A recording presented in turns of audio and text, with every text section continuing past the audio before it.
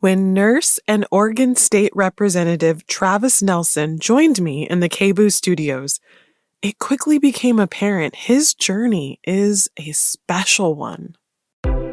For generations, my family lived in North Louisiana. My mom's parents were sharecroppers. There were 15 of them. My mom was number 12 in the line. They moved to the Pacific Northwest looking for a better life and better opportunity in the early 1980s. Driven by the desire to escape the oppressive Jim Crow South, his parents embarked on a journey to the Pacific Northwest. But still, Travis faced the oppressive reality of growing up in Washington. Even now, the Black population remains less than 5%, which included the constant racial profiling. While living in the Tri-Cities, was stopped by police at least 20 times. By the time Travis was in his mid-20s, he jumped into an education that transformed his life. But that path was not an easy one. I started nursing school in 2003, and by that time, I was already 25 years old, being in class at 7 a.m. We'd go till like 2:30 in the afternoon, and then I would go home, change, and then head to my janitor job and worked from like 3 to 11 and did that for 2 years of a community college nursing program. Travis's unwavering determination propelled him into a career in nursing, but he isn't stopping there. Recognizing the imperative for improved racial equity in healthcare and in Oregon, he's steadfast to effect change throughout the political sphere. I became the chair of the Democratic Party of Oregon Black Caucus around that time and got involved in local Oregon politics, becoming a state representative. Welcome to Black Care Matters, the show where we honor the unique experiences of Black nurses working in the Pacific Northwest. I'm your host, Rashida Quinn. In recognizing that Black lives matter, it's crucial that the care for these nurses also matters. Cultural white supremacy has had a detrimental impact on the American healthcare system. Each nurse's story reveals rich insights towards the possibilities of a better future. In our final episode of Black Care Matters, we are honored to share Travis Nelson's inspired story. It serves as a poignant testament to the daunting obstacles felt at the hands of white supremacy and the remarkable determination our Black community possesses to cultivate a better future here in the Pacific Northwest. It's a forthright and remarkably encouraging finale right here on Black Care Matters. How do you cultivate your personal Black joy? Music and podcasts for sure. I love trash TV. Yeah. Trash TV is how I disconnect. This time of year, in the summer and spring and fall, I love being outside. I'm a huge gardener, love growing a lot of my own food and flowers. So you grew up in the Tri-Cities area. I did. What was that like? Can you share with us as a Black kid growing up in that area? For generations, my family lived in North Louisiana. Life was tough. My grandparents, great-grandparents were slaves. I got that on both sides of my family. Don't know a whole lot about them because of the nature of slavery. My ancestors were treated as property, right? Mm-hmm. And neither of my parents grew up with indoor plumbing, grew up extremely poor. They moved to the Pacific Northwest, moved me and my sister, looking for a better life and better opportunity in the early 1980s, to Kennewick, Washington, which at that time in the early 1980s was pretty much an all-white community. And it was definitely a culture shock, you know, being the only Black kid in class, experiencing various forms of racism, experiencing the bigotry of low expectations. A lot of that was really hard, but luckily I had a lot of good people in my life who gave me real good advice and ended up making the decision to go to nursing school, which was the best decision of my life. Yeah, you talked a little bit about some influences during high school that kind of led to nursing school, and your mom was a big part of that. So yeah, absolutely. My mom was a CNA, a nurse's aide, also worked as a med aide for a while. Originally, I was going to be a teacher when I went back to college. And I went back to college, not because I necessarily wanted a degree at that time. I thought, okay, I'm going to go back to school and get some of these grants to help me pay the rent at the same time. I will never forget it. There was one quarter in which I was short on money. And I called my mom and I said, hey, Mom, I need to borrow $500 for my books. And she said, look, I'm going to give you this money, but you need to forget about teaching. You should go into nursing. You'd be a great nurse and you'll never have to ask me for money again. So I looked into it and made the decision to pursue nursing school after that. Wow. Yeah. Gotta love a direct mama. Yeah. So before this transition to higher education, you navigated some sort of instability with your family. They moved and you were here on your own for a while doing all of this. Mm-hmm. What was that like? Yeah, it was very challenging. My parents had a very turbulent relationship for most of my childhood. Lots of domestic violence, abuse. They got divorced when I was 14. And I lived in the house with my mom as a single mom for the next 4 years. I got a job pretty much after my parents got divorced because my mom, she had 2 other kids and was getting child support, but it was not enough. Right before I graduated, my mom announced that she got married and then she was going to be moving to Texas and I could either stay or go with her. I said, I'm not doing that. I'm just going to continue living my life. And as an 18-year-old who had never lived without his mom before, it was very challenging. What were some of the challenges that came up? We talk about the ways, myself included, we learned to navigate being Black in these cities. While living in the Tri-Cities, was stopped by police numerous times. I remember one instance in particular where I was at a house party. There were a bunch of people there and the police showed up and everybody scattered. And I took off and the police chased me down and threw me up against a police car, threw me in the back. I sat there for a while they ran and everything.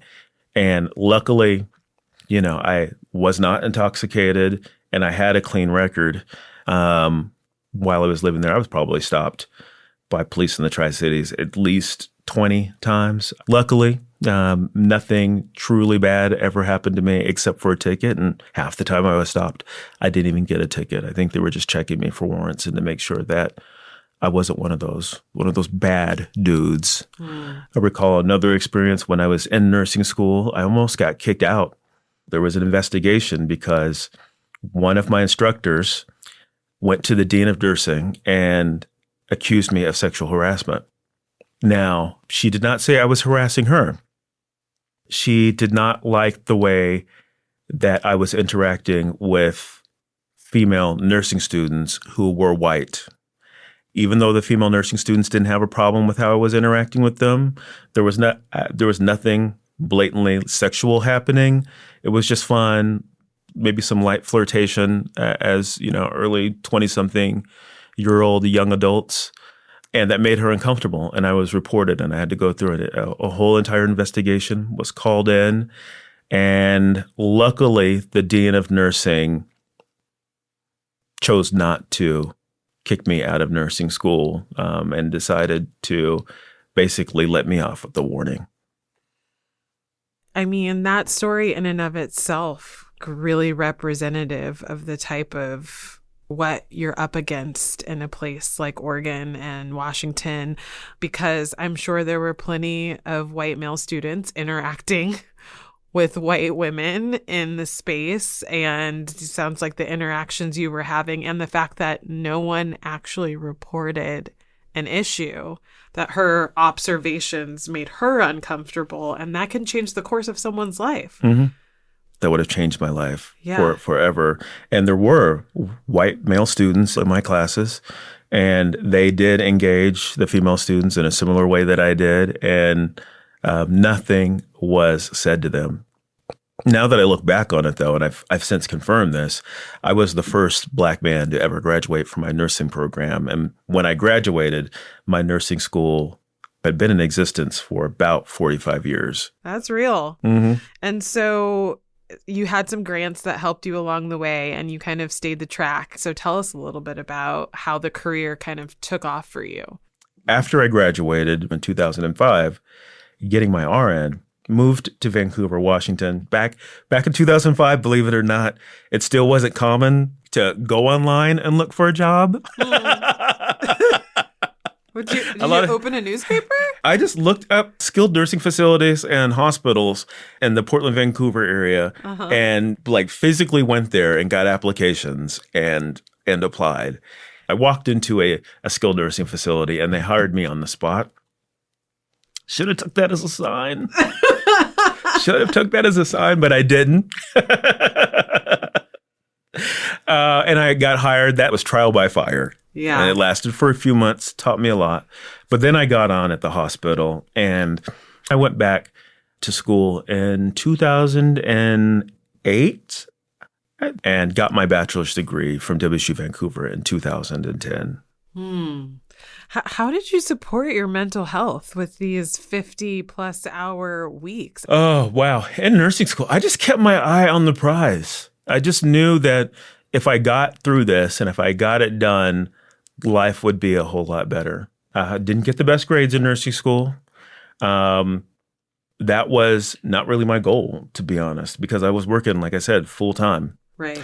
While I was doing nursing school full time. So I just, I shot for B's and C's. You know, I was told C's get degrees. I mean, I think it's important to share that, though, because there's a mystery around how people find success or get to the path that they're trying to pursue in their careers, and a preconceived notion that perfection is what gets people from point A to point B. And that's not necessarily the case. And it's not always linear. I think that's a piece of information that can be encouraging for folks that are open to the nursing field, but maybe don't see themselves as excelling in math and science in some extraordinary way and won't even perhaps give themselves the opportunity to walk in that path. Yeah.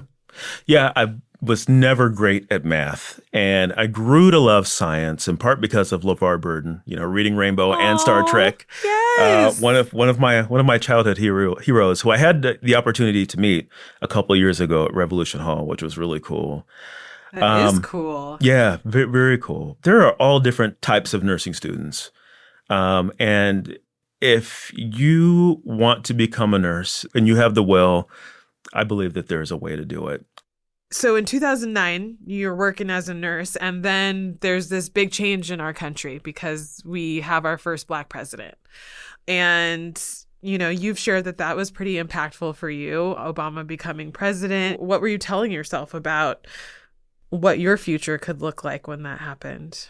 Yeah, that was a life-changing experience. I was pretty early in my nursing career when he gave his speech at the Democratic National Convention in 2004, which lit America on fire. When he announced that he was going to run for president, I made the decision to volunteer for the Obama campaign. And so I knocked doors for Obama here locally and got peripherally involved in politics. And the night that he won, me and a group of friends made the decision to travel to Washington, D.C. to be part of the inauguration. So I remember us leaving where we were staying like 4 a.m. and we walked out the door and people were already in the street walking towards the mall. And so we walked to the subway station and the subway station was full. Wow. At like 4:45 in the morning on this cold January day. It was scheduled to start until like 9 or 10. And we made the most of it. One memory I do want to note, though, my grandfather, who's no longer with us, I used to see him a lot when I was a child in the summers, lived in Louisiana his whole life. When Barack Obama and Hillary Clinton were running against each other in the Democratic Party primary, I remember talking to him and being adamant about Obama and asking him if he was going to support Obama, and he would not. He did not believe that a black man could win in America and that America would let a black man become president. And given his life story, he was born in 1920s Louisiana, lived much of his life under Jim Crow. He couldn't even envision somebody like Barack Obama becoming president until he became president. Really has left an impression on me. Yeah, that's powerful. So he basically thought it was like a throwaway vote. Basically, yeah. He literally said to me, boy, white folks ain't gonna let that boy be president.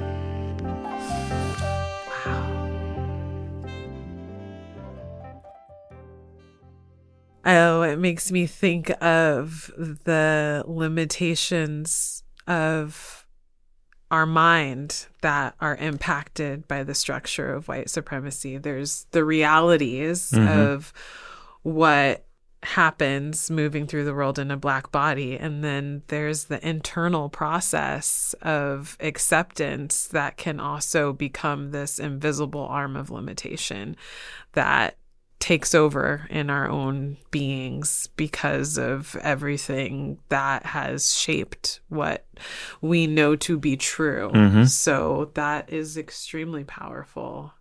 I also think about all the kids who came into the world and started school while Barack Obama was president, black kids in particular, kids of color, who to them that was a normal thing and something that can happen. Right.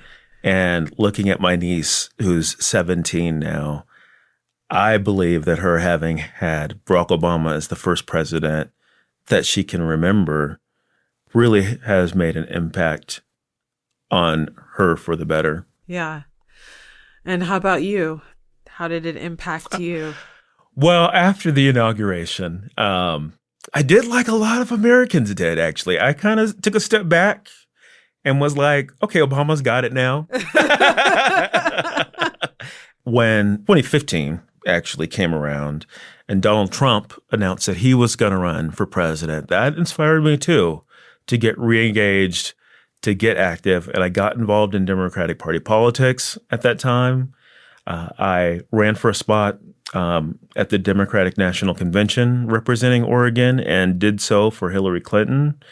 I became the chair of the Democratic Party of Oregon Black Caucus around that time and got involved in local Oregon politics, which subsequently led to me being one of Oregon's representatives on the Democratic National Committee and Black Caucus leadership, and to me becoming a state representative here in Oregon. Right. I think important to note that we make these strides and we experience something like Obama and then the backlash of that experience and what happened with Trump, which was catastrophic. I mean, I think his presidency came with, the murder of George Floyd. It came with who was one amongst many murders that happened to innocent Black folks. And then the pandemic and all of that was the perfect storm after the Barack Obama presidency that really solidified what was going on in the undercurrent of America and how the white majority was feeling. And Trump capitalized on that. He took that energy and created an entire campaign around it. I do feel that towards the end of the Trump presidency, again, we got activated, we got re-engaged. The social movement around diversity, equity, and inclusion became a real thing. And I think we're seeing now that there's a backlash to that too, right? We're seeing states and localities and different groups roll back their efforts and policies that they implemented related to DEI in 2020, 2021, and 2022 because folks on the right have been successful in labeling DEI as something that's racist. Right. Which makes no sense to me. Yeah. Yes. What a phenomenon. And you spoke a little bit about your path towards becoming a representative for the House District of 44. But how did you get there? Who supported you along the way? How did you make that leap? I had actually done labor candidate school. It's a candidate training for people who have a union background. I did that because I was encouraged to, and I thought, okay, I might need this someday. I finished labor candidate school. Tina Kotek announced that she was going to run for governor. And when she announced that she was going to run for governor, I was encouraged to run. There's never ever been anybody like me who has served in the Oregon legislature. And what I mean by that is being Black, being a nurse, being openly LGBTQ+, with all the labor background and labor credentials. And so I made the decision to run. I was fortunate in that the relationships that I built over the years, the work that I had done in community over the years was recognized by the Multnomah County Commissioners, and they unanimously appointed me to fill the vacancy that Tina Kotek left as the state representative for North and Northeast Portland. That's wonderful. So served my first short session almost 2 years ago. Mm-hmm. I want to touch briefly on the precursor as you become interested in politics, having a lot to do with your experience in the union, and what you feel you were able to bring to the table working in the nursing unions. I first got involved in the union, it was 2007-ish, and it all started with me showing up at a union meeting, asking questions about my union dues and what the union was doing. And that led to the union tapping me on the shoulder, asking if I wanted to be part of contract negotiations. Being a part of that experience was life-changing. It showed me that the way that your employer talks to you and talks to the public about you as a nurse is not how they really view you when it comes to negotiating a contract, or how they view you behind the scenes. Nurses are viewed as just another expense by the employers. After I did those contract negotiations, I went on to run for local unit co-chair, essentially union president, and won and was union co-chair at my hospital in Vancouver, Washington for 5 years. I was the first African-American to ever serve in that position. At the time, I was pretty young. I was still in my late 20s, early 30s when that happened. And as I got deeper off into healthcare and into nursing, and being in room after room after room and not seeing other people who looked like me, I believe that the things that I said oftentimes made a difference. And I've continued in that advocacy, whether it's in the Democratic Party or in work that I did at the American Nurses Association. You briefly mentioned allyship, and kind of closing piece has been a part of a conversation that you and I had a little while back. It's just really stood out to me as we were talking about the mechanisms of white supremacy. You used a phrase, the genius of white supremacy, which just stuck with me. When we're discussing the ways in which white folks usurp the victim role and sort of use their tears to take over circumstances that are created by their racist actions, and how the structure of white supremacy sort of renders white people hyper visible in our society, and yet at the same time invisible when it comes to accountability. I'm curious what you think it will take for white folks to engage with the discomfort of white supremacy to see that we all need to dismantle it. Yeah, white supremacy is constantly changing and constantly evolving to fit the time. I used to be confident that we were going to dismantle it in the not too distant future. And given the backlash that we're experiencing now, I don't know that that's the case, because in order to dismantle actively dismantle white supremacy, you've got to be willing to be uncomfortable, and you've got to be willing to recognize how it's changing and how it's evolving. And there are a lot of Caucasian people who would call themselves an ally and are at the same time not comfortable being uncomfortable when it comes to conversations about race. And that's got to change, in my opinion, if we're going to make real progress. Yeah. I think that the discomfort, the zero tolerance of discomfort that white people have afforded themselves as the system has grown over time is one of that.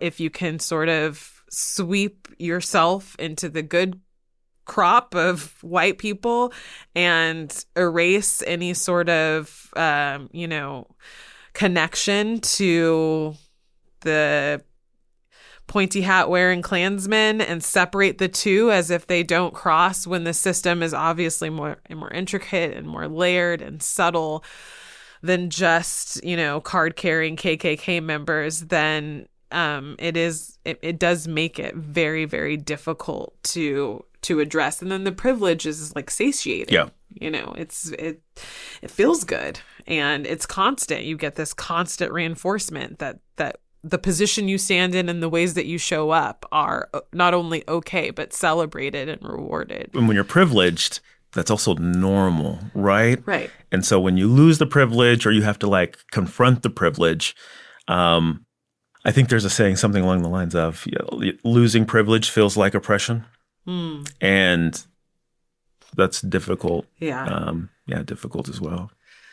So where are you headed in your trajectory? I gave serious thought to running for Congress. There were a lot of people who were pushing me, willing to support me in a run.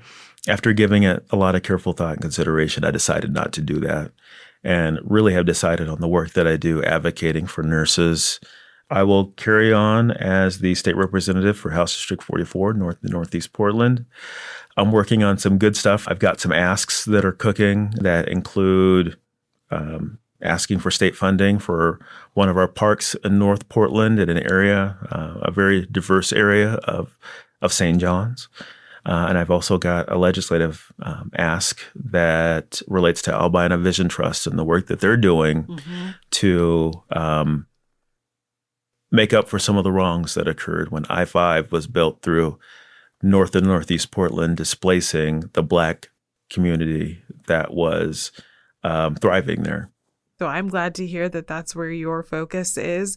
And I'm also super honored to share your story. I'm grateful that you decided to join us here at Black Care Matters. And I know the things that you've shared and the ways that you've affected the community have really impacted a lot of people. So thank you for doing what you do and for sharing with us here today. Yeah, you're very welcome. It's good to be here. Yeah. Thank you. Travis Nelson is the definition of a trailblazer, literally going where no Black man has gone before in the Oregon state government. His combination of warmth, perseverance, and intelligence makes spending time with him a deeply enriching experience. I could have spoken with him all day long. It is no secret that our society expects the worst of Black men. Listening to him speak about being pulled over by the police 20 plus times as just par for the course really hurts my heart.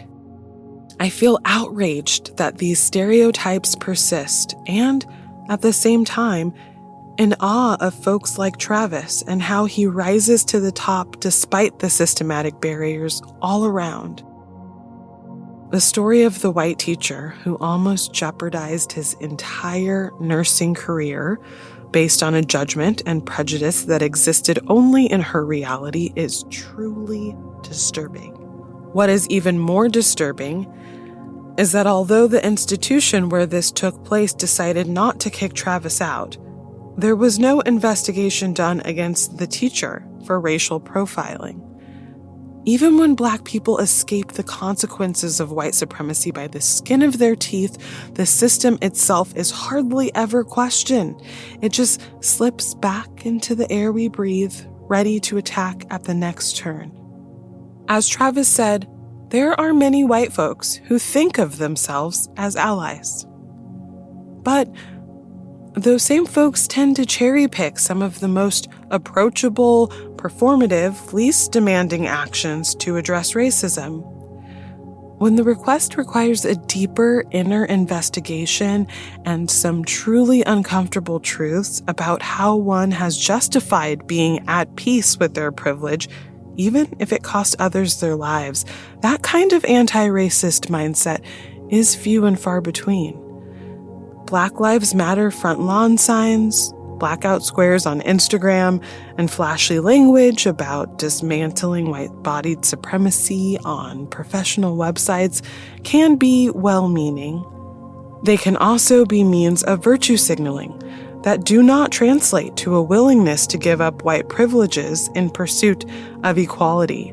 I am grateful for those who have taken it upon themselves to actually step down from the power they hoard over people of color and actively work to strip anti-Black racism from their psyche and spirit. Our House Representative of District 44, Travis Nelson, is an inspiration on so many levels. And he's not the only one. There are many amazing, intelligent Black individuals waiting to join him in places of leadership in the Pacific Northwest.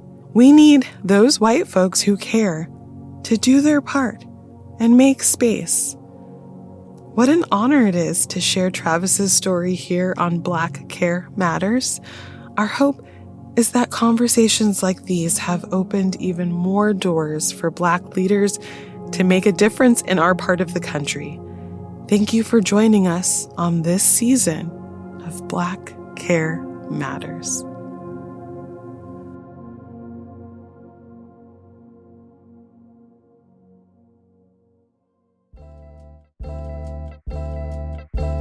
Black Care Matters is presented by the Alliance of Black Nurses Association of Oregon, sponsored by the Oregon Center for Nursing, and was recorded at KBOO Studios here in Portland, Oregon.